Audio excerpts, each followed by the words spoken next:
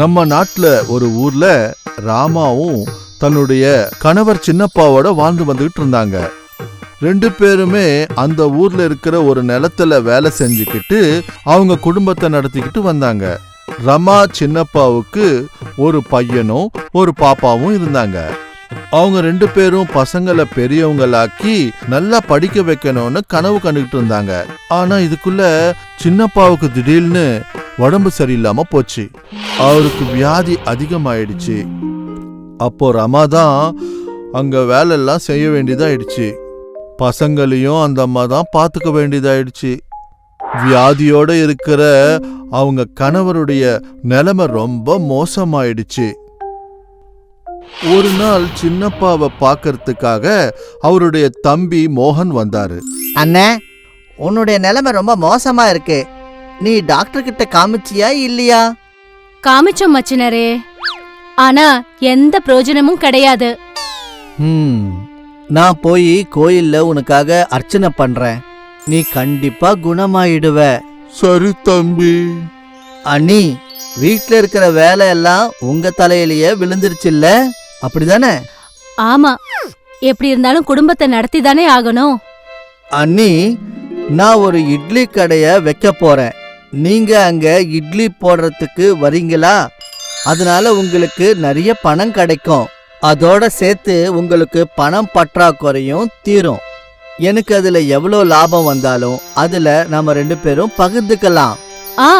அப்படியே செய்யலாம் மச்சினரே. மறுநாள் ரமா மோகன் வச்ச இட்லி கடையிலேயே இட்லி போடுறத ஆரம்பிச்சாங்க.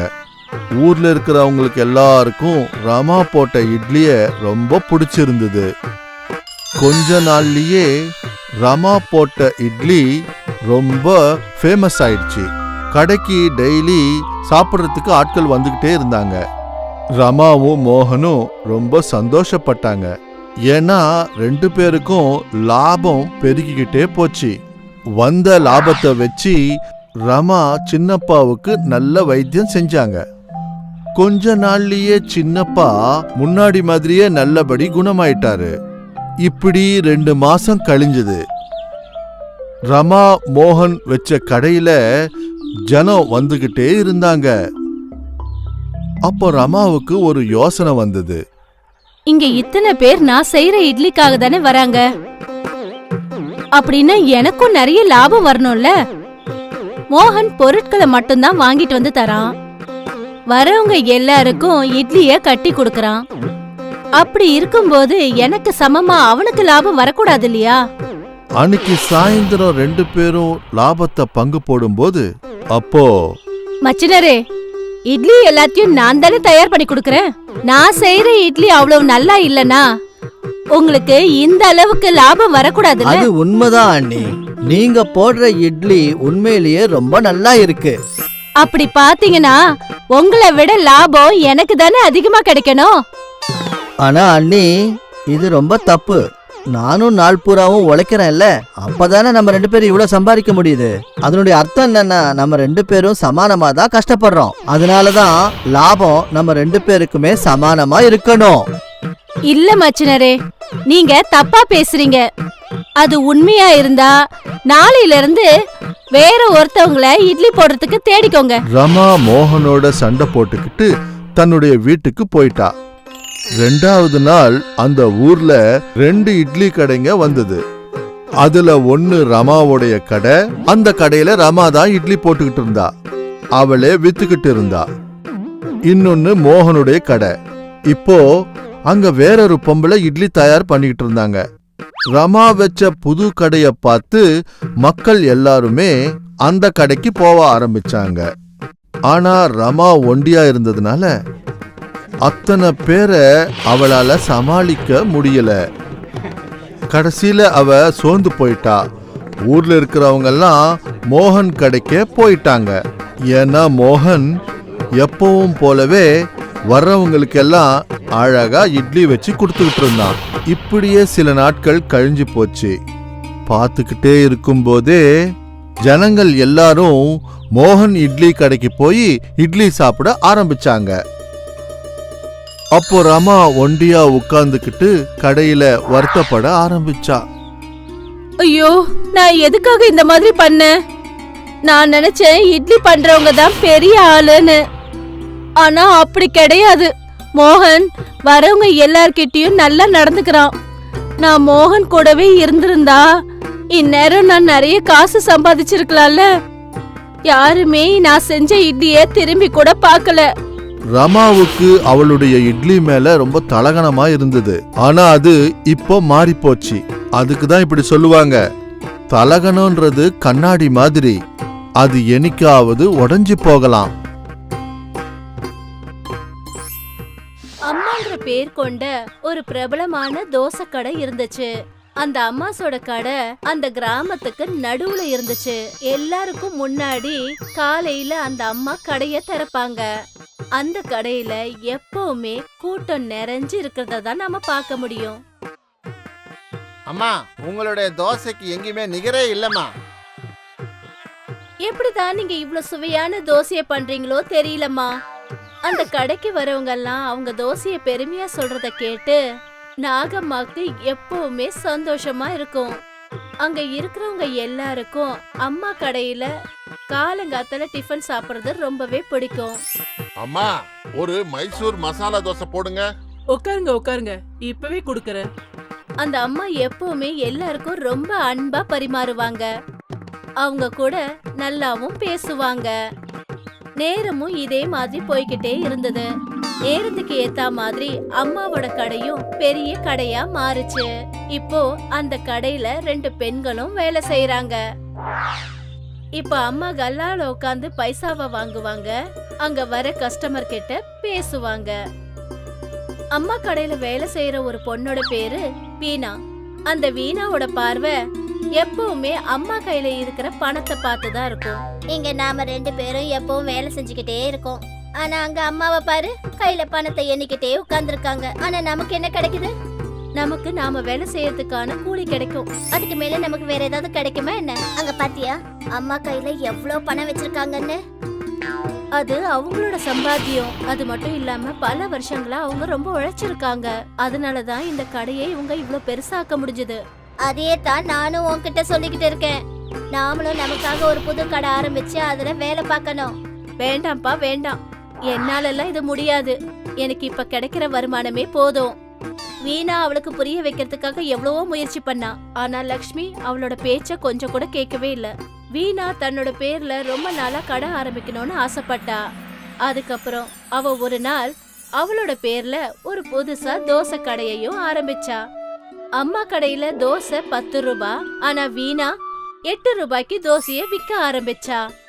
கொஞ்சம் கொஞ்சமா ஜனங்க கூட்டம் வீணாவோட கடைக்கு போக ஆரம்பிச்சது. வீணாவோட வியாபாரமும் உயர்ந்துச்சு. அத பார்த்து வீணாவுக்கு ரொம்ப சந்தோஷமா இருந்தது. ஆனா கூடிய சீக்கிரத்திலேயே அவக்குள்ள ஒரு திமிரு ஏற்பட்டுச்சு. ஆனா அம்மா ரொம்பவே அமைதியா இருந்தாங்க. அவங்க கஸ்டமர் கிட்ட ரொம்ப பாசமா பேசிக்கிட்டு இருப்பாங்க. ஆனா வீணாவுக்கோ திமிரு ரொம்ப அதிகமா ஆயிடுச்சு. அக்கா, ஒரு மசாலா தோசை கொடு. கொடுக்கறேன். ஆனா 10 நிமிஷம் அதுக்காக நீ வெயிட் பண்ணணும். சரிக்கா. வீணா தன்னோட கஸ்டமரை எப்ப பார்த்தாலும் ரொம்ப நேரம் காக்க வைப்பா. இந்தா நீ கேட்ட மசால் தோசை.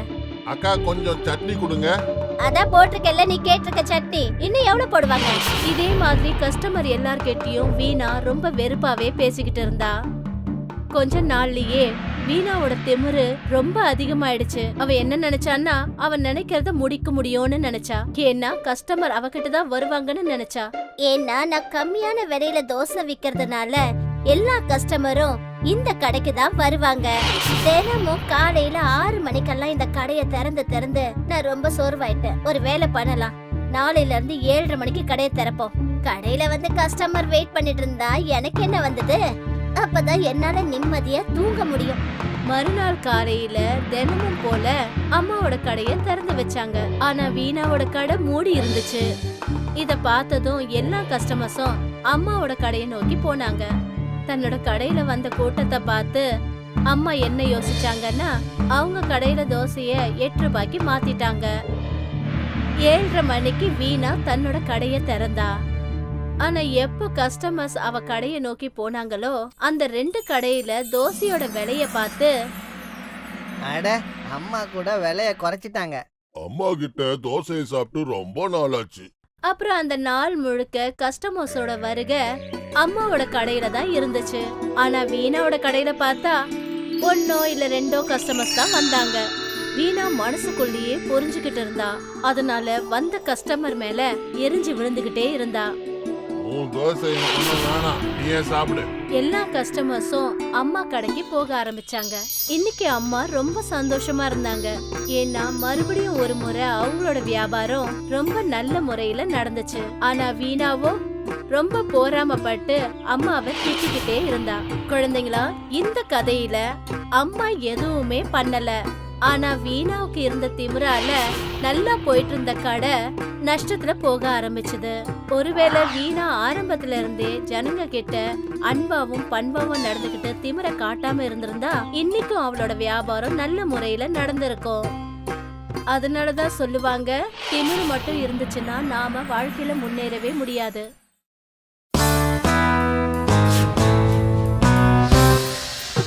நம்ம நாட்டுல ஒரு ஊர்ல ராமாவும் தன்னுடைய கணவர் சின்னப்பாவோட வாழ்ந்து வந்துகிட்டு இருந்தாங்க. 2 பேருமே அந்த ஊர்ல இருக்கிற ஒரு நிலத்துல வேலை செஞ்சுக்கிட்டு அவங்க குடும்பத்தை நடத்திக்கிட்டு வந்தாங்க. ரமா சின்னப்பாவுக்கு ஒரு பையனும் ஒரு பாப்பாவும் இருந்தாங்க. அவங்க 2 பேரும் பசங்களை பெரியவங்களாக்கி நல்லா படிக்க வைக்கணும்னு கனவு கண்டுகிட்டு இருந்தாங்க. ஆனா இதுக்குள்ள சின்னப்பாவுக்கு திடீர்னு உடம்பு சரியில்லாம போச்சு. அவருக்கு வியாதி அதிகமாயிடுச்சு. அப்போ ரமா தான் அங்க வேலையெல்லாம் செய்ய வேண்டியதாயிடுச்சு. பசங்களையும் அந்த அம்மா தான் பார்த்துக்க வேண்டியதாயிடுச்சு. வியாதியோட இருக்கிற அவங்க கணவருடைய நிலைமை ரொம்ப மோசமாயிடுச்சு. ஒரு நாள் சின்னப்பாவை பார்க்கறதுக்காக அவருடைய தம்பி மோகன் வந்தாரு. அண்ணே, உன்னுடைய நிலைமை ரொம்ப மோசமா இருக்கு. நீ டாக்டர் கிட்ட காமிச்சியா இல்லையா? காமிச்சோம் மச்சினரே, ஆனா எந்த பிரயோஜனமும் கிடையாது. நான் போய் கோயில்ல உனக்காக அர்ச்சனை பண்றேன். நீ கண்டிப்பா குணமாயிடுவ. சரி தம்பி. அண்ணி, வீட்ல இருக்கிற வேலை எல்லாம் உங்க தலையிலேயே விழுந்துருச்சுல்ல, அப்படிதானே? ஆமா, எப்படி இருந்தாலும் குடும்பத்தை நடத்தி தானே ஆகணும். அண்ணி, நான் ஒரு இட்லி கடைய வைக்க போறேன். நீங்க அங்க இட்லி போடுறதுக்கு வரீங்களா? அதனால உங்களுக்கு நிறைய பணம் கிடைக்கும். அதோட சேர்த்து உங்களுக்கு பணம் பற்றாக்குறையும் தீரும். எனக்கு அதுல எவ்வளவு லாபம் வந்தாலும் அதுல நாம 2 பேரும் பகிர்ந்துக்கலாம். அப்படியே செய்யலாம் மச்சினரே. மறுநாள் ரமா மோகன் வச்ச இட்லி கடையிலேயே இட்லி போடுறத ஆரம்பிச்சாங்க.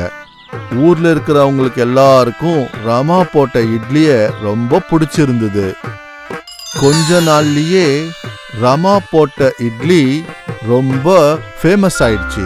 கடைக்கு டெய்லி சாப்பிட்றதுக்கு ஆட்கள் வந்துகிட்டே இருந்தாங்க. ரமாவும் மோகனும் ரொம்ப சந்தோஷப்பட்டாங்க. ஏன்னா 2 பேருக்கும் லாபம் பெருகிக்கிட்டே போச்சு. வந்த லாபத்தை வச்சு ரமா சின்னப்பாவுக்கு நல்ல வைத்தியம் செஞ்சாங்க. கொஞ்ச நாள்லயே சின்னப்பா முன்னாடி மாதிரியே நல்லபடி குணமாயிட்டாரு. இப்படி 2 மாசம் கழிஞ்சது. ரமா மோகன் வச்ச கடையில ஜனம் வந்துகிட்டே இருந்தாங்க. அப்போ ரமாவுக்கு ஒரு யோசனை வந்தது. இங்க இத்தனை பேர் நான் செய்யற இட்லிக்காக தானே வராங்க. அப்படின்னா எனக்கும் நிறைய லாபம் வரணும்ல. மோகன் பொருட்களை மட்டும்தான் வாங்கிட்டு வந்து தரான். வரவங்க எல்லாருக்கும் இட்லிய கட்டி கொடுக்கறான். அப்படி இருக்கும்போது எனக்கு சமமா அவனுக்கு லாபம் வரக்கூடாது இல்லையா? அன்னைக்கு சாயந்தரம் 2 பேரும் லாபத்தை பங்கு போடும்போது அப்போ மச்சினரே, இட்லி எல்லாத்தையும் நான் தானே தயார் பண்ணி கொடுக்கறேன். நான் செய்யற இட்லி அவ்வளவு நல்லா இல்லனா உங்களுக்கு இந்த அளவுக்கு லாபம் வரக்கூடாது. அது உண்மைதான் அண்ணி. நீங்க போடுற இட்லி உண்மையிலேயே ரொம்ப நல்லா இருக்கு. அப்படி பாத்தீங்கன்னா உங்களை விட லாபம் எனக்கு தானே அதிகமா கிடைக்கணும். ஆனா அண்ணி, இது ரொம்ப தப்பு. நானும் நாள் பூராவும் உழைக்கிறேன்ல, அப்பதானே நம்ம 2 பேரும் இவ்வளவு சம்பாதிக்க முடியுது. அதனுடைய அர்த்தம் என்னன்னா, நம்ம 2 பேரும் சமானமா தான் கஷ்டப்படுறோம். அதனாலதான் லாபம் நம்ம 2 பேருக்குமே சமானமா இருக்கணும். இல்ல மச்சினரே, நீங்க தப்பா பேசுறீங்க. அது உண்மையா இருந்தா நாளையில இருந்து வேற ஒருத்தவங்கள இட்லி போடுறதுக்கு தேடிக்கோங்க. ரமா மோகனோட சண்டை போட்டுக்கிட்டு தன்னுடைய வீட்டுக்கு போயிட்டா. 2வது நாள் அந்த ஊர்ல 2 இட்லி கடைங்க வந்தது. அதுல ஒன்னு ரமாவுடைய கடை. அந்த கடையில ரமா தான் இட்லி போட்டுக்கிட்டு இருந்தா, அவளே வித்துக்கிட்டு இருந்தா. இன்னொன்னு மோகனுடைய கடை. இப்போ அங்க வேறொரு பொம்பளை இட்லி தயார் பண்ணிக்கிட்டு இருந்தாங்க.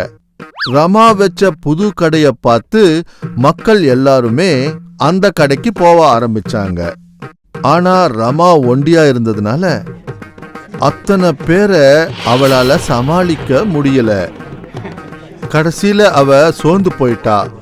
ஊர்ல இருக்கிறவங்க எல்லாம் மோகன் கடைக்கே போயிட்டாங்க. ஏன்னா மோகன் எப்பவும் போலவே வர்றவங்களுக்கெல்லாம் அழகா இட்லி வச்சு கொடுத்துக்கிட்டு இருந்தான். இப்படியே சில நாட்கள் கழிஞ்சு போச்சு. பார்த்துக்கிட்டே இருக்கும்போதே ஜனங்கள் எல்லாரும் மோகன் இட்லி கடைக்கு போய் இட்லி சாப்பிட ஆரம்பிச்சாங்க. அப்போ ரமா ஒண்டியா உட்கார்ந்துக்கிட்டு கடையில வருத்தப்பட ஆரம்பிச்சா. ஐயோ, நான் எதுக்காக இந்த மாதிரி பண்ணேன்? நான் நினைச்சேன் இட்லி பண்றவங்க தான் பெரிய ஆளுன்னு. ஆனா அப்படி கிடையாது. மோகன் வரவங்க எல்லார்கிட்டயும் நல்லா நடந்துக்கிறான். நான் மோகன் கூடவே இருந்திருந்தா இந்நேரம் நான் நிறைய காசு சம்பாதிச்சிருக்கலாம்ல. யாருமே நான் செஞ்ச இட்லிய திரும்பி கூட பார்க்கல. ரமாவுக்கு அவளுடைய இட்லி மேல ரொம்ப தலகணமா இருந்தது. ஆனா அது இப்போ மாறி போச்சு. அதுக்கு தான் இப்படி சொல்லுவாங்க, தலகணம்ன்றது கண்ணாடி மாதிரி, அது என்னைக்காவது உடைஞ்சு போகலாம். முகேஷ் ஒரு ஏழை குடும்பத்திலிருந்து வந்த பையன். அவன் தன்னோட மனைவி பூனம் அப்புறம் பையன் சீக்குவோட வாழ்ந்துகிட்டு இருந்தான். அவன் மண் பாத்திரங்களை தயார் செஞ்சிட்டு இருப்பான். யாருமே வாங்காதப்போ இந்த மண் பாத்திரங்களை தயார் செஞ்சு என்ன பிரயோஜனம்? வாங்க வந்து சாப்பிடுங்க. ரொம்ப நேரமா வேலை செஞ்சுக்கிட்டே இருக்கீங்க. நான் ரொம்ப நேரமா வேலை பார்க்கலன்னா நாம எப்படி 3 வேளை சாப்பிட முடியும் சொல்லு? கொஞ்சம் பாத்திரம் மிச்சம் இருக்கு, அதை நான் பண்ணிட்டு வரேன். அப்பா, எனக்கும் மண் பாத்திரங்களை தயார் செய்யறது கத்து கொடுங்க. இப்போ நீ ரொம்ப சின்ன பையன், நீ பெரியவன் ஆனதும் நான் உனக்கு பானைய பண்றத சொல்லித்தரேன். விடுங்க, உங்க பையனுக்கு இதை கத்து கொடுக்கறதுக்கு இந்த வேலையில நீங்க என்ன பெருசா சாதிச்சிட்டீங்க?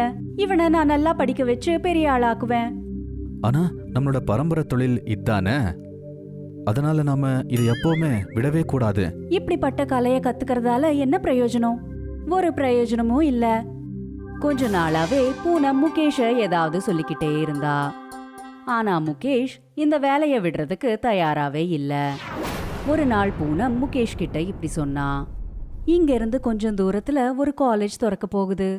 அங்க எந்த கடையும் இல்ல. நாம ஏன் அந்த இடத்துல ஒரு டீ கடைய ஆரம்பிக்க கூடாதுன்னு யோசிச்சுட்டு இருக்கேன்.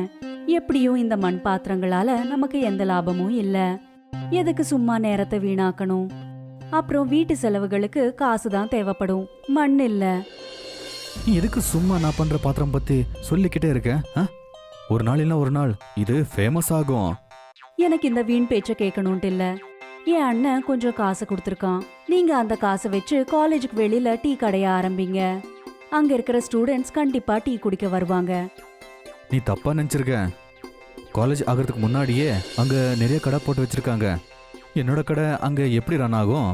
ஆனா பூனம் இதை எதுவுமே கண்டுக்காம முகேஷோட கையில காசு கொடுத்துட்டா. அப்புறம் அவனை மார்க்கெட்ல இருந்து பொருட்களை வாங்க அனுப்பிட்டா. முகேஷால பூனம்க்கு எதிரா எதுவுமே பேச முடியல. அதனால தேவையான பொருட்களை வாங்கி காலேஜுக்கு வெளியில டீ கடைய ஆரம்பிச்சான். ஐயோ, நான் சொன்னேன்ல அங்க நிறைய கடை இருக்குன்னு. என்னோட டீ யாருமே குடிக்க மாட்டாங்க. இன்னைக்கு வெறும் 20 டீ தான் போச்சு. வெறும் 20 டீ தான் வித்திருக்கா? இப்படி போனா வேலைக்கு ஆகாதே. இந்த வருமானம் நம்மளோட செலவுகளுக்கு கூட பத்தாது. சக்கரை விலை கூடிடுச்சு. இனி தேயிலைகளா கேட்கவே வேண்டாம். அட, அங்க எத்தனை பேர் டீ போட்டு விற்கிறாங்க தெரியுமா?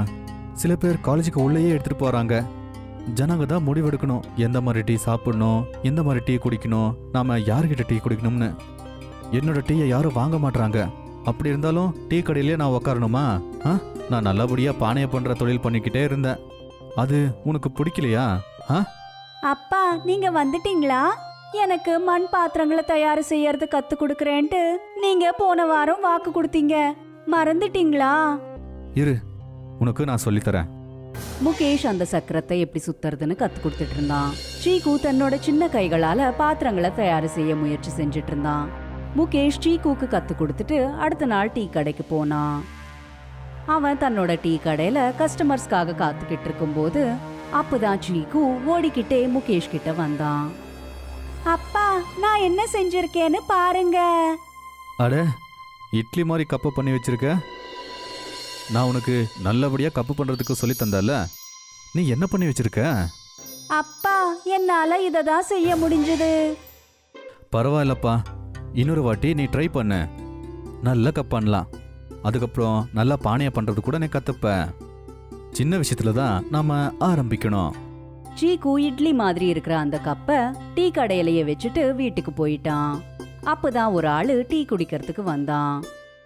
அட அண்ணா, ஒரு கப்பு டீ கொடுங்க, அதுக்கப்புறம் மண் டம்ளர்ல அதை கொடுங்க. அட அண்ணா, என்கிட்ட மண்ணு டம்ளர் இல்லைண்ணே, அதுக்கு பதிலாக டிஸ்போசல் தான் இருக்கு, அதில் தான் டீ போட்டுக்கிட்டே இருக்கேன். அட, எதுக்கு போய் சொல்லிக்கிட்டே இருக்க, இங்க இருக்குல்ல. அட அது அது என்னோட பையன் பண்ணது. அட, பார்க்கறதுக்கு இது ரொம்ப நல்லா இருக்கு, அப்படியே இட்லி மாதிரி. எனக்கு இந்த கப்லயே டீ போட்டு கொடு. கஸ்டமர் இப்படி அடம் பிடிச்சதால முகேஷ் அந்த இட்லி மாதிரி இருக்கிற கப்லயே டீ கொடுத்தான். அந்த கஸ்டமருக்கு இட்லி கப்ல இருந்து குடிச்ச டீ ரொம்பவே பிடிச்சு போச்சு. அவன் காலேஜ்ல இருக்கிறவங்க எல்லார்கிட்டயும் சொல்லிட்டான். எல்லாரும் அந்த இட்லி கப்லயே டீ குடிக்கணும்ட்டு ஆசைப்பட்டு வந்தாங்க. அட பூனம், இன்னைக்கு ரொம்ப அற்புதம் நடந்திருக்கு. சீக்கு பண்ண அந்த இட்லி கப்பில் தான் எல்லாருமே டீ குடிக்கிறதுக்கு விரும்புகிறாங்க. நான் நைட்டெல்லாம் அந்த இட்லி கப்பை பண்ணி அதுலேயே எல்லாருக்கும் டீ கொடுக்குறேன். இதனால என்னோட வியாபாரம் நல்லபடியாக நடக்கும். அட, இட்லி டீயா? அதுக்கு ஒரு தனி ருசியே இருக்கும் போலயே. சீக்கு, நீ அற்புதம் பண்ணிட்டேன். அந்த இட்லி மாதிரி கப்பு பண்ணது ரொம்ப நல்லதா போச்சுப்பா. யாரோட பையன்? நம்ம பையன் ஒரு நாள் பெரிய ஆளாவான்ட்டு நான் சொன்னேன் இல்ல. பாத்தீங்களா, உங்க டீ வியாபாரத்துல அவன் எவ்வளவு உதவி செஞ்சிருக்கான். எல்லாருமே அந்த இட்லி கப்பில் டீ குடிக்கும்போது அவங்களுக்கு ரொம்ப பிடிச்சி போய் குடிக்கிறாங்க. எங்களுக்கும் அந்த இட்லி டீயை கொடுங்களேன். பூனம் அந்த இட்லி கப்ல இருந்து டீயை குடிச்சதுமே அவளுக்கு அந்த ருசி ரொம்பவே வித்தியாசமா பட்டது. அவ ரொம்பவே சந்தோஷப்பட்டு இப்படி சொன்னா, நீங்க ஏற்கனவே ரொம்ப நல்லா டீ போடுவீங்க. இப்போ இந்த இட்லி கப்ல டீயை ஊத்தினதுமே அந்த டீயோட டேஸ்ட் இன்னும் கூடி போயிடுச்சு தெரியுமா? அட, இது இட்லி டீ, அதனால இதோட டேஸ்ட்டும் கூட ரொம்ப நல்லா இருக்கும். இதுல இட்லி மாதிரியே நறுமணம் வரும். இதை குடிக்கும்போது டீ கூட இட்லி சாப்பிட்ற மாதிரியே ஒரு ஃபீல் வரும். நீங்க சரியா சொல்லிருக்கீங்க. அந்த காலேஜ்ல நிறைய சவுத் இண்டியன்ஸ் தான் இருக்காங்க. அதனால தான் இந்த இட்லி டீயை ரொம்ப விரும்பி சாப்பிட்றாங்கன்னு நினைக்கிறேன். இப்போ முகேஷ் இட்லி டீ கடைக்காரன்ட்டு ரொம்பவே ஃபேமஸ் ஆயிட்டான். இப்போ எல்லாரும் அவனோட இட்லி டீயை குடிக்க விருப்பப்பட்டாங்க. ஏன்னா அவனோட இட்லி டீல ஒரு தனி டேஸ்டே இருந்தது. அட, உங்களுடைய அந்த இட்லி டீ ரொம்ப நல்லா இருக்கு. இதுல ரொம்ப டிஃப்ரெண்டான டேஸ்ட் இருக்கு. எனக்கு இங்க ஒரு ரெஸ்டாரண்ட் இருக்கு, அங்க இந்த டீயை போடுறீங்களா? ஆனா நான் ஒன்றும் கவலைப்பட தேவையில்லை, வந்த லாபத்தை உங்களுக்கும் தரேன். எங்க ரெஸ்டாரண்ட்ல நீங்க வேலை பார்த்தா அதுவே போதும். இந்த இட்லி டீயை என்னோட ரெஸ்டாரண்ட்ல வச்சு சேல் பண்ணுங்க. இல்லை சார், ஜனங்களுக்கு ஒரு நல்ல டீ கொடுக்கறதுக்கு தான் நான் இந்த டீயை விற்கிறேன், என்னோட லாபத்துக்கு இல்லை. இந்த டீயை குடிச்சிட்டு அவங்க சந்தோஷப்படும் போது எனக்கு என்னோட லாபத்தோட லட்சக்கணக்கில் சம்பாதிக்கிற மாதிரி ஒரு ஃபீல் கிடைக்கும். உங்கள் ரெஸ்டாரண்ட்டுக்கு ஏழைங்க எல்லாம் வர முடியாது, என்னோட டீ கடைக்கு எல்லா விதமான ஜனங்க வருவாங்க. இந்த இட்லி டீயை எல்லாருக்குமே நான் விற்பேன், வெறும் பணக்காரங்களுக்கு மட்டும் இல்லை. நீ சொல்றது கேட்டா உண்மையில எனக்கு ரொம்ப பெருமையா இருக்கு. நான் சும்மா தான் உன்கிட்ட டெஸ்ட் பண்ணி பார்த்தேன். இந்த இட்லி டீயை பண்ணிட்டு நல்லா சேல் ஆகுதுல்ல, அதனால உனக்கு திமிரு இருக்கான்னு டெஸ்ட் பண்ணேன். ஆனா நீ ஒரு நேர்மையான மனிதன். இந்த டீ கடை ரொம்ப பெருசா வரணும்னு நான் கடவுள்கிட்ட வேண்டிக்கிறேன்ப்பா. இப்படியே கஸ்டமர் உங்ககிட்ட வந்துகிட்டே இருக்கட்டும். முகேஷ் இதே போல எல்லாருக்கும் சேவை செஞ்சுக்கிட்டு இருந்தான். அவன் தன்னோட சின்ன ஸ்டால்லையே இட்லி டீ தயார் செஞ்சு வித்துக்கிட்டு இருந்தான். அது ஜனங்களுக்கு ரொம்பவே பிடிச்சிருந்தது. அப்புறம் எல்லாருமே அவனை இட்லி டீ கடைக்கார மாமான்ட்டு ஃபேமஸ் ஆக்கிட்டாங்க. இப்போ அவனை பத்தின நியூஸ் யூடியூப்லயும் நியூஸ் சேனல்ஸ்லயும் வந்தது. நிறைய பேர் அவனோட இட்லி டீயை குடிக்கிறதுக்கு தூரத்துல இருந்து கூட வந்துட்டு இருந்தாங்க. இப்போ அவன் முகேஷ் டீக்காரன் கிடையாது, அவன் இட்லி டீக்காரனா மாறிட்டான்.